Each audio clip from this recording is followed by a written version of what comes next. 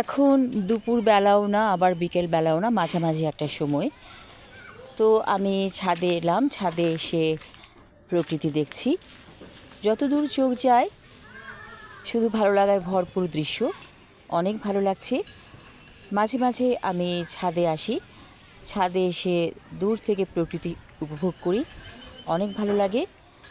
আবার গাছে গাছে কাঁঠাল ধরেছে।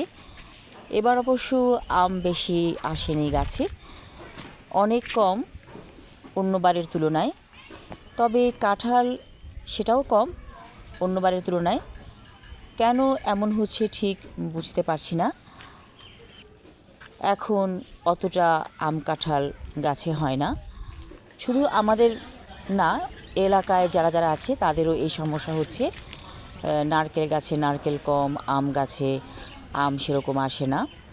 সম্ভবত যে মোবাইলের জন্য যে টাওয়ারগুলো বসানো হয়েছে তার জন্য হয়তো এমন হচ্ছে। একটা টিয়ে পাখি আমার চোখের সামনে দিয়ে উড়ে গেল, একটা বিরল দৃশ্য।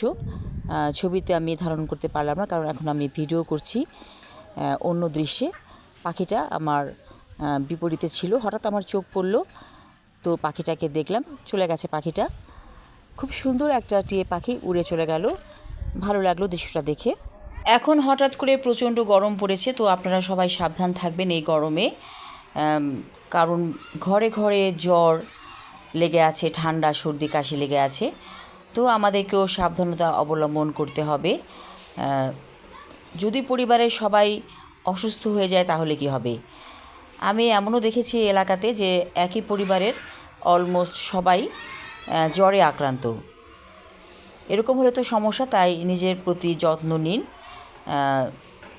নিজের প্রতি যত্ন নিন, প্লাস অন্যদের প্রতিও খেয়াল রাখুন, পরিবারের সদস্যদের প্রতি।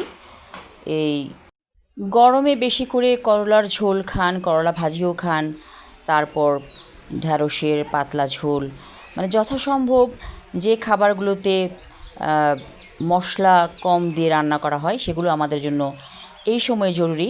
আর বেশি বেশি করে লেবু জল খান, লেবু পানি, সেটা শরীরের জন্য অনেক ভালো।